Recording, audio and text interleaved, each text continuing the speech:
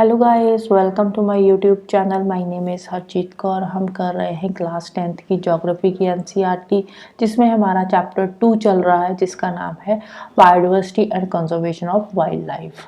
तो इसमें आज हम शुरू करेंगे conservation of forest and wild life से। जब बात आती है कंजर्वेशन की, तो वाइल्ड लाइफ की पॉपुलेशन और फॉरेस्ट्री हमारी बहुत तेज़ी से डिक्लाइन हो रही है, तो इसीलिए हमें ज़रूरत है इनकी कंजर्वेशन की। इनकी कंजर्वेशन करना एक बहुत ही इम्पॉर्टेंट पार्ट हो चुका है अब।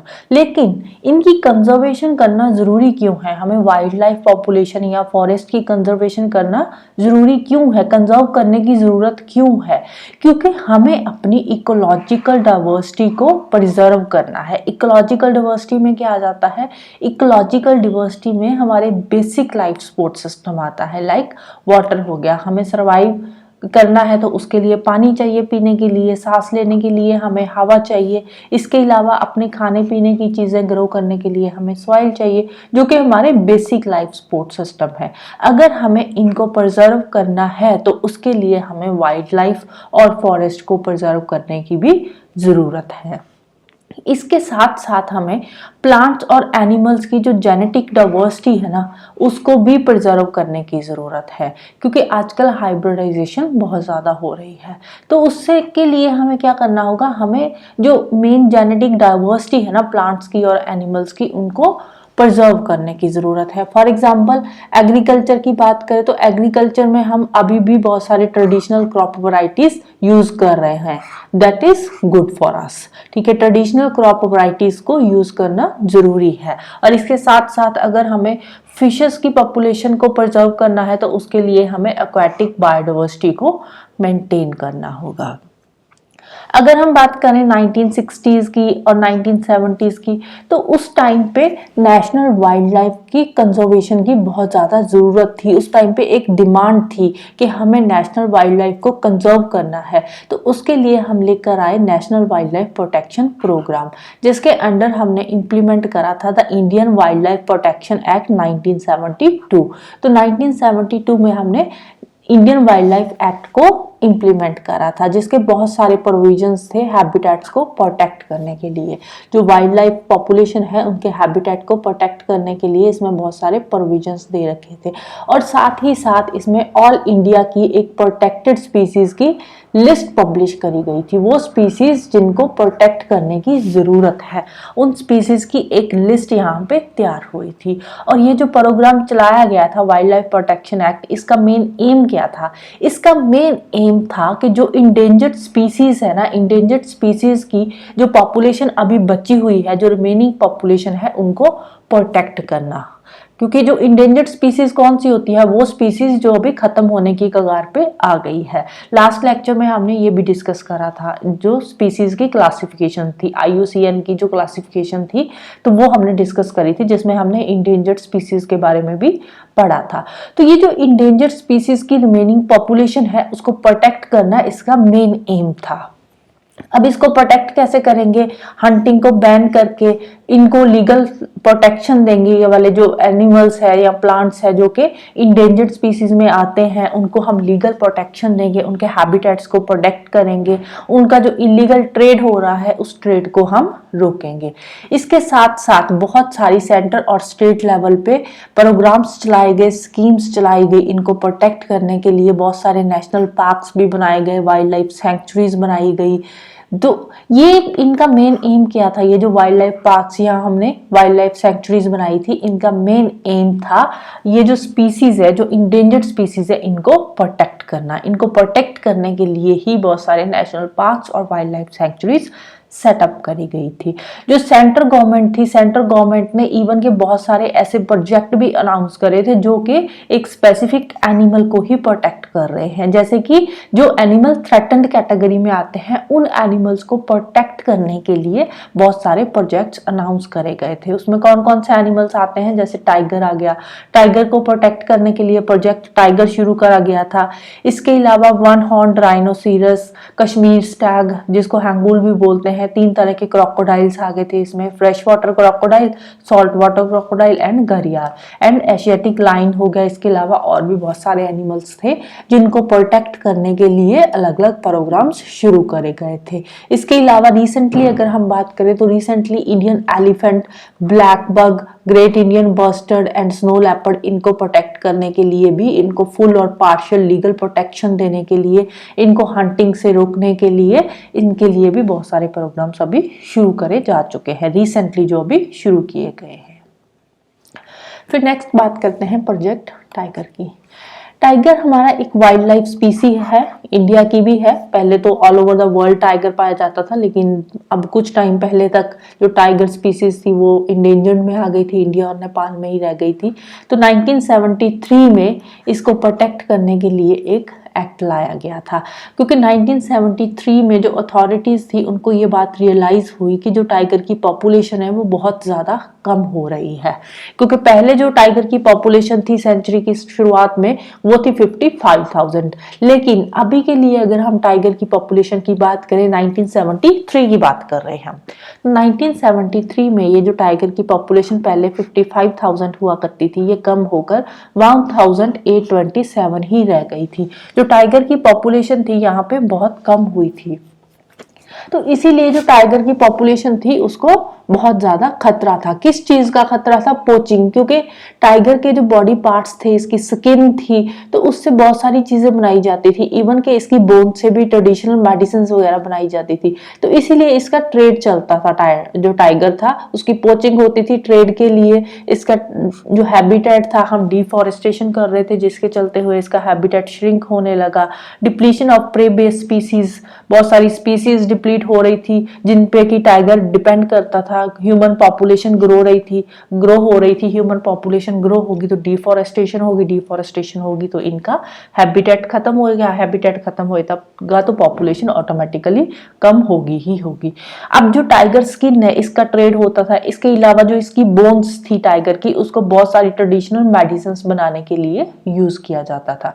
स्पेशली जो एशियन कंट्रीज की अगर हम बात करें तो एशियन कंट्रीज में जो टाइगर की पॉपुलेशन थी वो खत्म होने पे आ गई थी, एक्सटिंक्शन पे आ गई थी, on the verge of extinction थी, कि खत्म होने के कगार पे आ गई थी।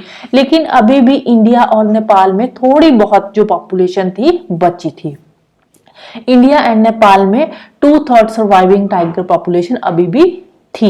इसीलिए ये जो दो नेशन थे ना, इंडिया और नेपाल, यहाँ पे ये दोनों नेशंस को, इंडिया और नेपाल दोनों कंट्रीज को एक मेन टारगेट बनाया जाता था पोचिंग के लिए और इलीगल ट्रेडिंग के लिए। तो यहाँ पे फिर जब इंडिया एंड नेपाल दो कंट्रीज में ही टाइगर की पॉपुलेशन बची थी तो यहाँ पे इलीगल ट्रेडिंग होनी बहुत ज्यादा हो गई थी। तो इसी इलीगल ट्रेडिंग को रोकने के लिए प्रोजेक्ट टाइगर शुरू किया गया था।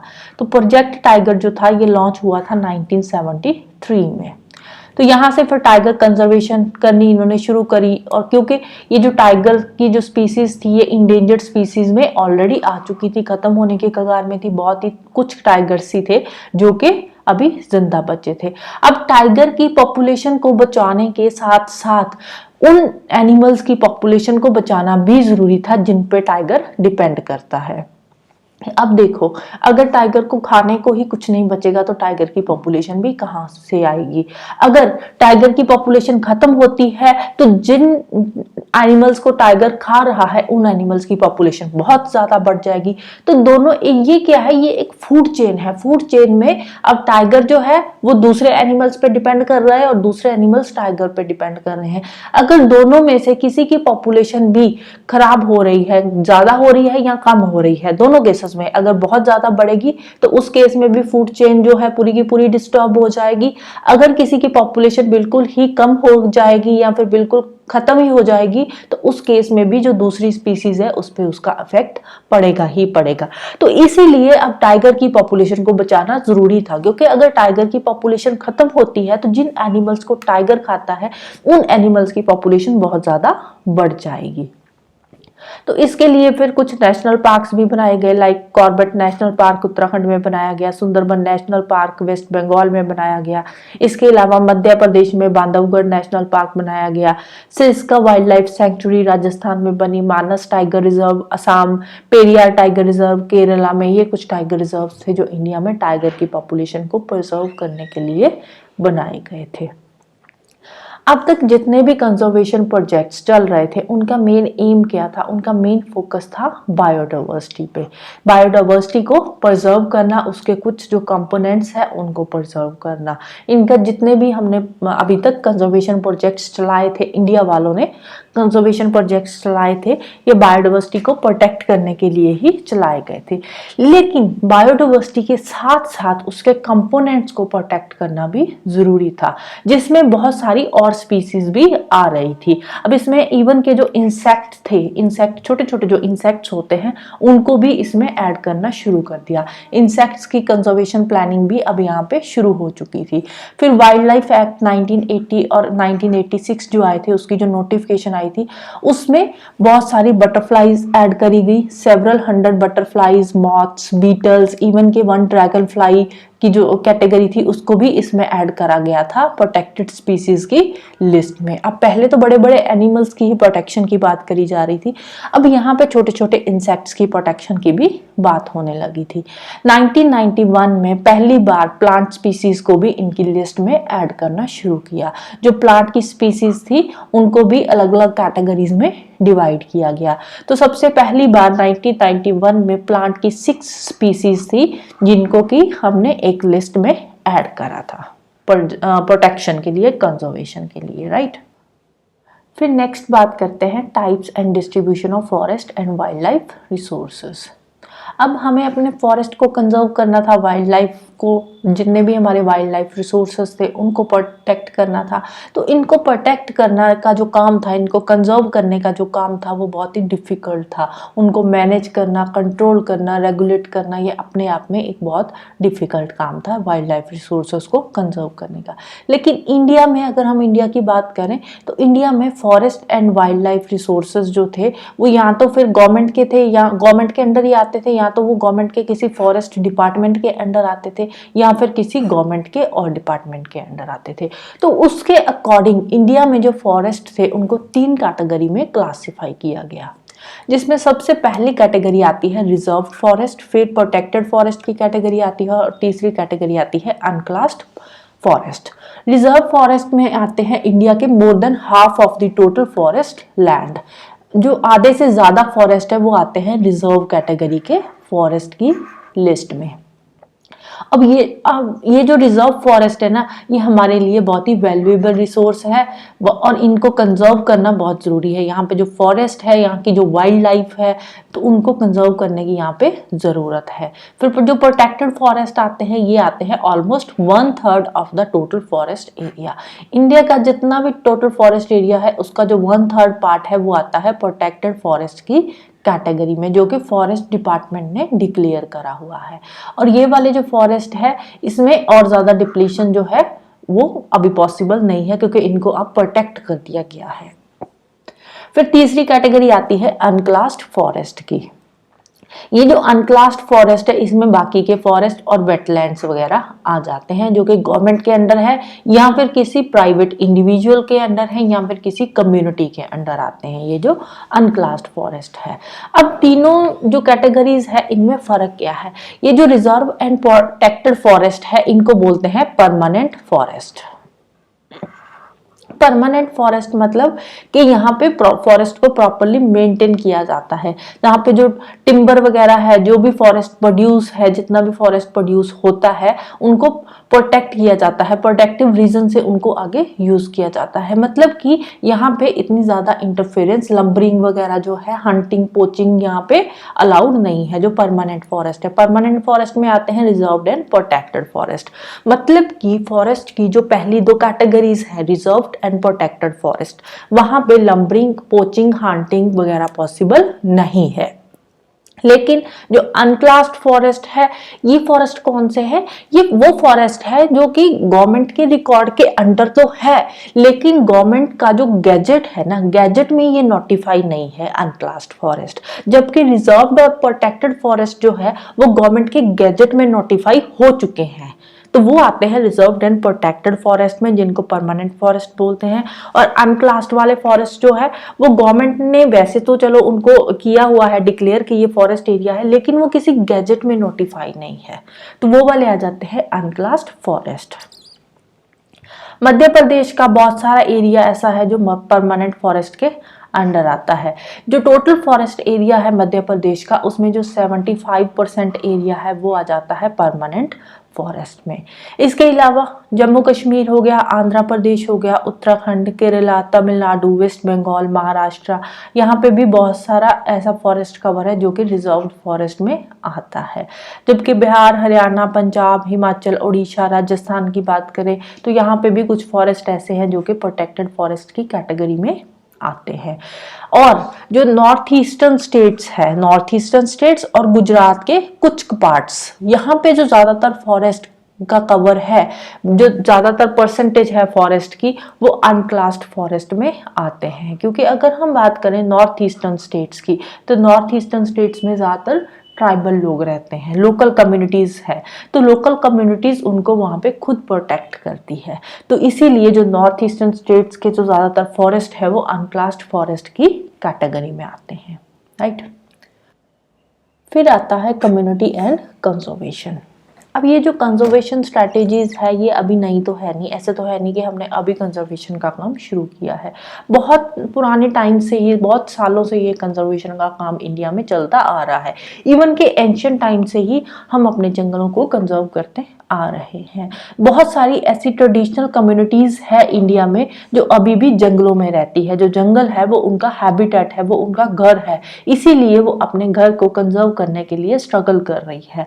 जंगलों को कंजर्व करने के लिए वो स्ट्रगल कर रही है, कहीं ना कहीं गवर्नमेंट के साथ मिलकर वो अपने हैबिटेट को बचाने की कोशिश कर रही है।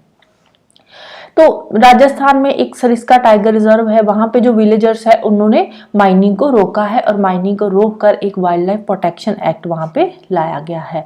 अगर हम बात करें राजस्थान के अलवर डिस्ट्रिक्ट की, राजस्थान के अलवर डिस्ट्रिक्ट में 5 ऐसे विलेजेस है जिसमें जिन्होंने कि 12,000 हेक्टेयर का जो फॉरेस्ट कवर है उसको उन्होंने डिक्लेयर करा हुआ है भैरवदेव डकव सॉन्चुरी।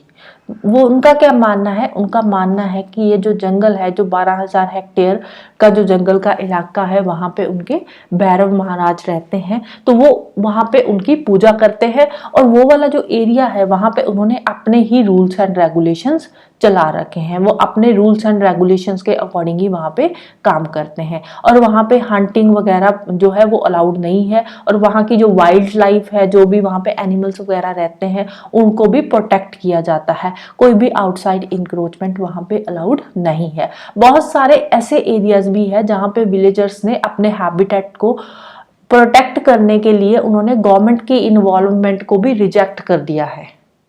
मतलब कि वहां पे जो उनका एरिया है वहां पे गवर्नमेंट की भी कोई इन्वॉल्वमेंट नहीं होगी, वो अपने तरीके से अपने एरिया को वो प्रोटेक्ट करेंगे। जैसे कि ये 5 विलेजेस की यहाँ पे कहानी दे रखी है, क्योंकि उन्होंने अपने उस एरिया को, जो फॉरेस्ट का वो एरिया है, उसको उन्होंने एक सेक्रेड एरिया डिक्लेयर कर दिया है। उनका मानना है कि जो उनका भगवान है वो वहां पे रह रहा है, वहां पे वो उसकी पूजा करते हैं और वहां पे सारी की सारी एक्टिविटीज उन्होंने जो है वो बैन कर रखी है। हंटिंग हो गया, पोचिंग हो गया, इंक्रोचमेंट हो गया, ये सारी चीजें वहां पे बैंड है। अब सेक्रेड ग्रुप्स की बात करें तो ये जो नेचर वर्शिप वाला रूल है ना, ये नेचर वर्शिप जो है वो एक ओल्ड एज प्रथा है। एंशिएंट टाइम से ही जो लोग हैं वो नेचर की वर्शिप करते आ रहे हैं। नेचर के बहुत सारे क्रिएशंस की वो वर्शिप करते हैं, उनको प्रोटेक्ट करते हैं।